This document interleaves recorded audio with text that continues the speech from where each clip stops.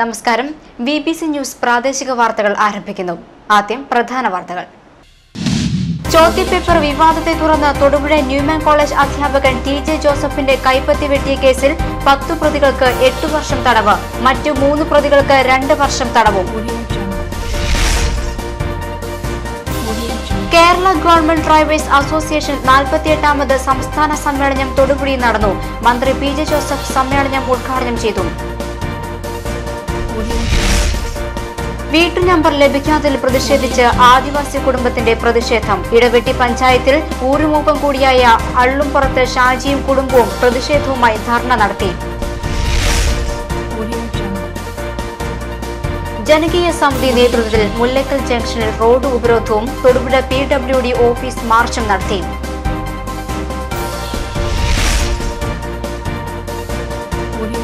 Petrol diesel വില വർധനവിൽ പ്രതിഷേധിച്ച് FSCTO നേതൃത്വത്തിൽ തൊടുപുഴയിൽ സായാഹ്ന ധർണ നടത്തി. VV മത്തായി ഉദ്ഘാടനം ചെയ്തു.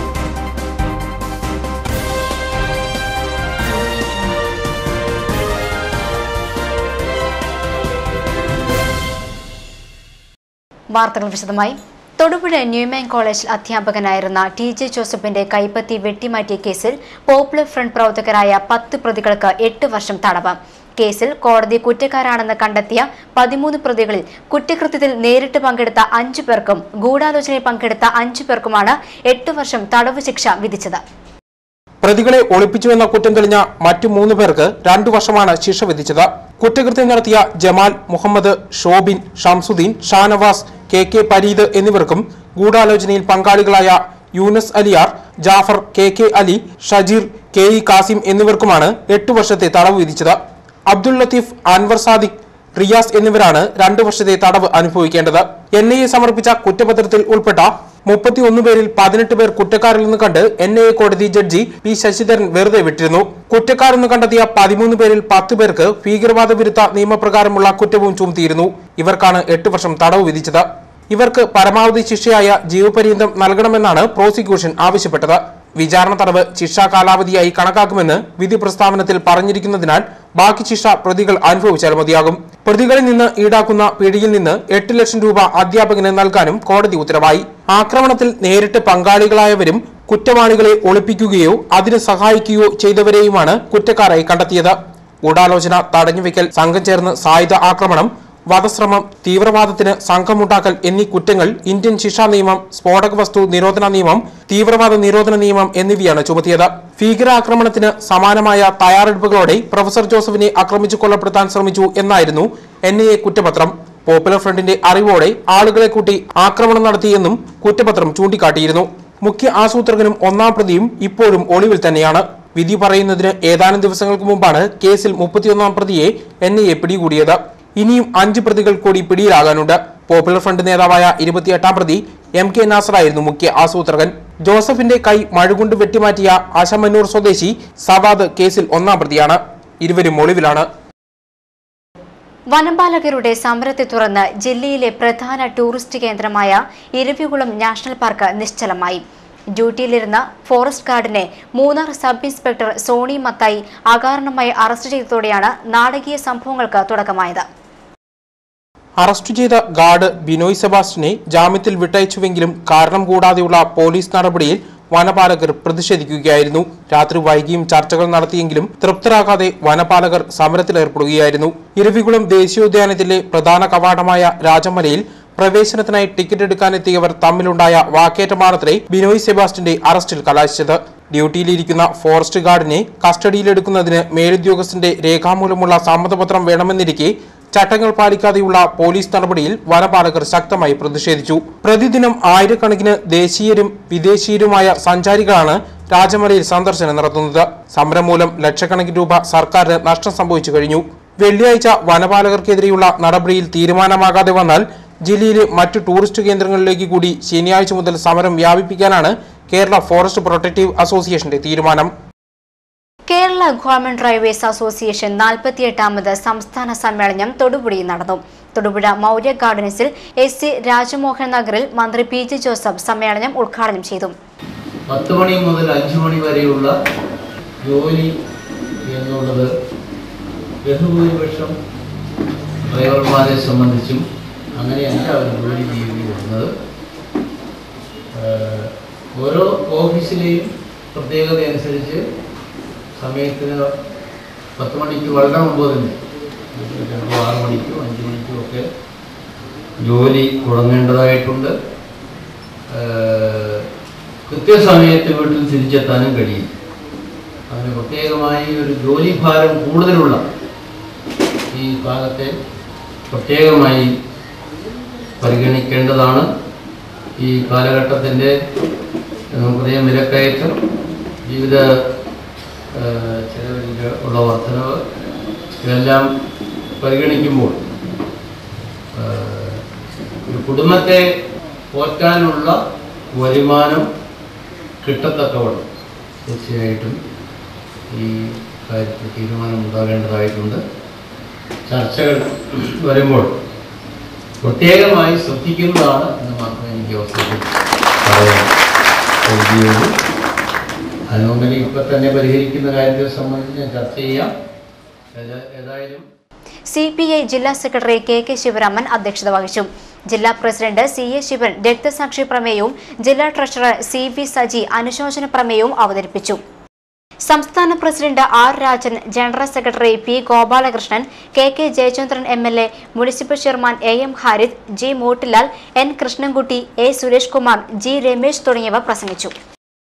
വീട്ടു നമ്പർ ലഭിക്കാത്തതിൽ പ്രതിഷേധിച്ച് ആദിവാസി കുടുംബത്തിന്റെ പ്രതിഷേധം. ഇടവെട്ടി പഞ്ചായത്ത് അധികൃതരുടെ നിഷേധാത്മക നിലപാട് മൂലം വീട്ടു നമ്പർ നിഷേധിക്കപ്പെട്ട പഞ്ചായത്തിലെ ഊരുമൂപ്പൻ കൂടിയായ അള്ളുംപുറത്ത് ഷാജിയും കുടുംബവും പ്രതിഷേധവുമായി പഞ്ചായത്ത് ഓഫീസിന് മുന്നിൽ ധർണ നടത്തി. 2.5 വർഷം മുമ്പ് പണി പൂർത്തീകരിച്ച വീടിന് പഞ്ചായത്ത് അധികൃതർ വീട്ടു നമ്പർ നിഷേധിച്ചിരുന്നു. പഞ്ചായത്തിന്റെ ഭൂരഹിതർക്കുള്ള പദ്ധതി പ്രകാരം 3 സെന്റ് സ്ഥലം വാങ്ങിയ ഷാജിയും കുടുംബവും പട്ടികവർഗ വികസന വകുപ്പിൽ നിന്നും ലഭിച്ച ധനസഹായം ഉപയോഗിച്ച് 2.5 വർഷം മുമ്പാണ് വീടുപണി പൂർത്തീകരിച്ചത്.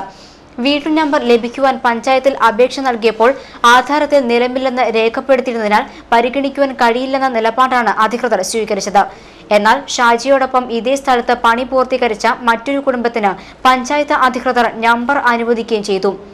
റേഷൻ കാർഡ് തയ്യാറാക്കുന്നതിനും വോട്ടർ പട്ടികയിൽ പേര് ചേർക്കുന്നതിനും വൈദ്യുതി കണക്ഷൻ എടുക്കുന്നതിനും വാട്ടർ കണക്ഷൻ എടുക്കുന്നതിനും പുറമ്പോക്കിൽ താമസിക്കുന്നവർക്ക് പോലും താൽക്കാലിക നമ്പർ അനുവദിക്കുവാൻ പഞ്ചായത്തിന് അധികാരമുള്ളപ്പോഴാണ് പഞ്ചായത്തിന്റെ ധനസഹായത്തോടെ വാങ്ങിയ ഭൂമിയിൽ സർക്കാർ സഹായത്തോടെ ആദിവാസി കുടുംബം നിർമ്മിച്ച വീടിന് പഞ്ചായത്ത് നമ്പർ നിഷേധിച്ചിരിക്കുന്നത്.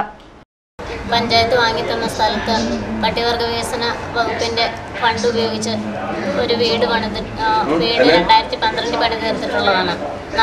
അതിനുശേഷം നമ്മൾ പഞ്ചായത്തിൽ അപേക്ഷ വയ്ക്കുകയും എന്തെല്ലാം രേഖകൾ ആവശ്യമാണെന്ന് പറഞ്ഞിട്ടുണ്ടോ അത്രയും രേഖകൾ മുഖാന്തരം നമ്മൾ അപേക്ഷ വയ്ക്കുകയും നാളിതുവരെയായിട്ടും എന്ന് വന്ന് ചോദിക്കുമ്പോഴും ഇന്നല്ലെങ്കിൽ നാളെ എന്ന് പറഞ്ഞ് വിടുന്നതല്ലാതെ ഇതിന് മറുപടി ഒന്നും തരുന്നില്ല. ഒരു മനുഷ്യന് ജീവിക്കാനുള്ള അവകാശത്തിൻ്റെ ഭാഗമായിട്ട് വീട് നമ്പർ ഉണ്ടെങ്കിൽ മാത്രമേ വെള്ളം, കറണ്ട്, വഴി, റേഷൻ കാർഡ് ഇവ നമുക്ക് സാധിച്ച് എടുക്കാൻ പറ്റത്തുള്ളൂ.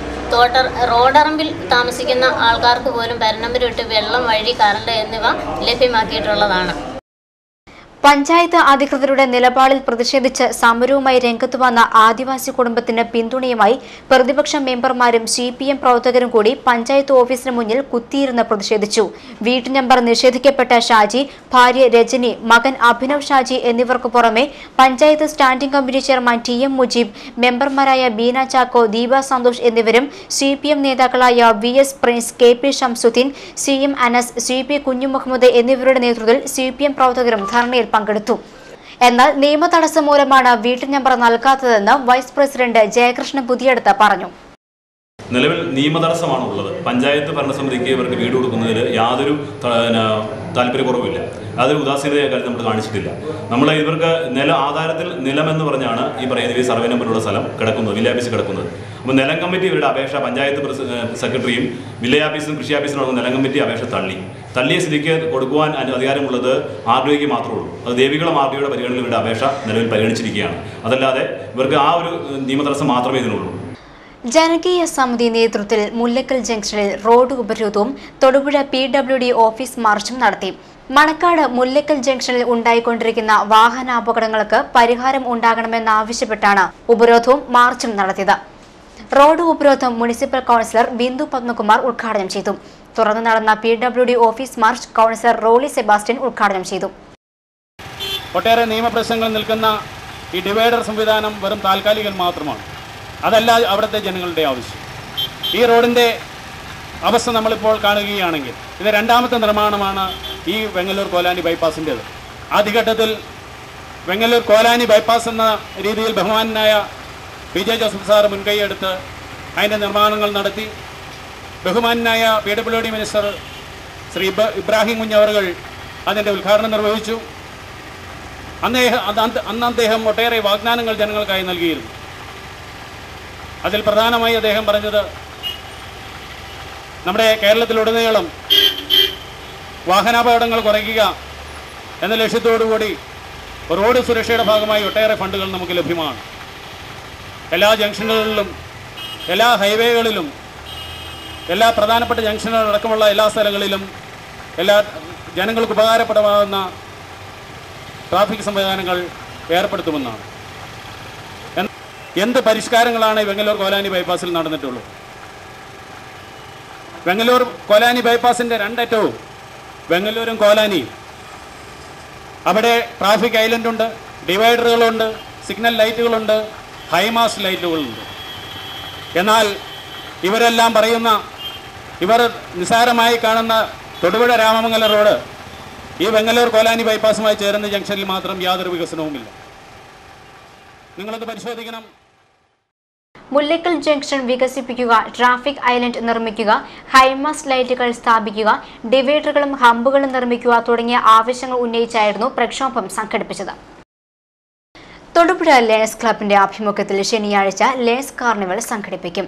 കാർണിവലിൽ വൈവിധ്യമാർന്ന ഉൽപ്പന്നങ്ങളുടെ പ്രദർശനവും വിൽപ്പനയുമാണ് സംഘടിപ്പിച്ചിരിക്കുന്നതെന്ന് ഭാരവാഹികൾ പറഞ്ഞു. ശനിയാഴ്ച രാവിലെ 11 മുതൽ രാത്രി 8 വരെയാണ് എക്സിബിഷൻ. കാർണിവൽ നമ്മൾ ഉദ്ദേശിക്കുന്ന ഡെയിലി ആവശ്യങ്ങളായിട്ടുള്ള ഐറ്റംസ് ആണ് അവിടെ എക്സിബിഷനിൽ കാണും. പ്രത്യേകിച്ച് നമ്മളുടെ ഇവിടെ സ്ത്രീകളുടെ ഒത്തിരി അവരുടെ പ്രോഡക്റ്റ്സ് ഉണ്ടാവും. ഫുഡ് ഐറ്റംസ് ഉണ്ട്, പിന്നെ കൺസ്യൂമർ ഐറ്റംസ് ഉണ്ട്, മേക്കപ്പ് മെറ്റീരിയൽസ് ഉണ്ട്, പിന്നെ സ്കൂൾ ബാഗ്, അങ്ങനത്തെയുള്ള ഐറ്റംസ്. ഇപ്പോൾ പ്രത്യേകിച്ച് സ്കൂളൊക്കെ തുറക്കാൻ പോവുകയാണ്, അതുകൊണ്ട് സ്കൂൾ ബാഗ് വളരെ ചീപ്പായിട്ട് ഒത്തിരി ഡിസ്കൗണ്ടോടുകൂടി ഇവിടെ നമുക്ക് അതിനുള്ള സെയിലിനും എക്സിബിഷനുള്ള ഒരു ഓപ്പർച്യൂണിറ്റി ഉണ്ട്. അപ്പോൾ അതിനുള്ള അറേഞ്ച്മെൻറ്റ്സ് എല്ലാം ആയിക്കഴിഞ്ഞു. ശനിയാഴ്ച 9-ാം തീയതി രാവിലെ 11 മണിക്ക് തുടങ്ങും, രാത്രി 8 മണി വരെ ഉണ്ട്. 8 മണി വരെ വന്ന ആൾക്കാർക്ക് ഇത് പങ്കെടുത്ത് ഇത് എൻജോയ് ചെയ്യാൻ പറ്റും. പിന്നെ അത് കൂടാണ്ട് എൻജോയ് ചെയ്യാൻ വേണ്ടിയിട്ട് ഫുഡ് കോർട്ടുകൾ ഇവിടെ ഉണ്ട്. Imported kidswear, saris, dress materials, school ബാഗുകൾ, ചെരുപ്പുകൾ, LED ലൈറ്റ്സ്, കേക്കുകൾ, ഫർണിച്ചറുകൾ, വാഹന പ്രദർശനം തുടങ്ങി നിരവധിയായ ഉൽപ്പന്നങ്ങളുടെ പ്രദർശനവും വിൽപ്പനയുമാണ് സംഘടിപ്പിച്ചിരിക്കുന്നത്. കുറഞ്ഞ വിലയിൽ ഗുണമേന്മയുള്ള ഹോംമെയ്ഡ് ഉൽപ്പന്നങ്ങളോടൊപ്പം വിവിധ ബ്രാൻഡ് ഉൽപ്പന്നങ്ങൾക്ക് ഡിസ്കൗണ്ടുകളും പൊതുജനത്തിന് ലഭ്യമാണ്. പ്രവേശനം സൗജന്യമായിരിക്കും. കരിമണ്ണൂർ കൈരളി സാംസ്കാരിക വേദി നേതൃത്വത്തിൽ സ്പോർട്സ് കൗൺസിൽ നടത്തുന്ന ഫുട്ബോൾ പരിശീലനം 13 ദിവസം പിന്നിട്ടു. ഫുട്ബോൾ കളിയിലെ നൂതന ടെക്നിക്കുകളാണ് പരിശീലകൻ ബീരാൻകുട്ടി കുട്ടികൾക്ക് പകർന്നു നൽകുന്നത്. കളിയോടൊപ്പം ശാരീരിക ക്ഷമത നേടുന്നതിനുള്ള വ്യായാമ മുറകളും പരിശീലനത്തിൽ ഉൾപ്പെടുത്തിയിരിക്കുന്നു. പരിശീലനാർത്ഥിക്ക് സൗജന്യ ഭക്ഷണവും കൈരളി സാംസ്കാരിക വേദി ഒരുക്കിയിട്ടുണ്ട്. കരിമണ്ണൂർ, ഉടുമ്പന്നൂർ പഞ്ചായത്തുകളിലെ 10-നും 14-നും മധ്യപ്രായമുള്ള 40 ആൺകുട്ടികൾ പങ്കെടുക്കുന്ന ക്യാമ്പ് മെയ് 16-ന് സമാപിക്കും.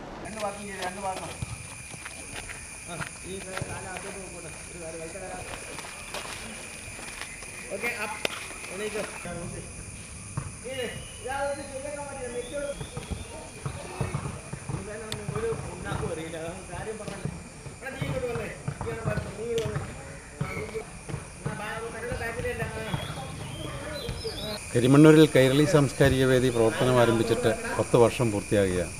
ദശവാർഷിക ആഘോഷങ്ങളുടെ ഭാഗമായി ഈ 1 വർഷക്കാലം നീണ്ടു നിൽക്കുന്ന പരിപാടികളുടെ ഭാഗമായിട്ടാണ് ഞങ്ങൾ കരിമണ്ണൂരിലെ ഫുട്ബോൾ കോച്ചിങ് ക്യാമ്പ് സംഘടിപ്പിച്ചിട്ടുള്ളത്. 10 വയസ്സ് മുതൽ 14 വയസ്സ് വരെയുള്ള കുട്ടികളെ ചെറുപ്പത്തിലെ തന്നെ കണ്ടെത്തി അവർക്ക് വിദഗ്ധമായ ഫുട്ബോൾ പരിശീലനം കൊടുക്കുക എന്ന ലക്ഷ്യത്തോടുകൂടി കൈരളി സാംസ്കാരിക വേദിയും ജില്ലാ സ്പോർട്സ് കൗൺസിലും സംയുക്തമായി സംഘടിപ്പിച്ചിട്ടുള്ള ഈ ക്യാമ്പ് 21 ദിവസമാണ് നടത്തപ്പെടുന്നത്.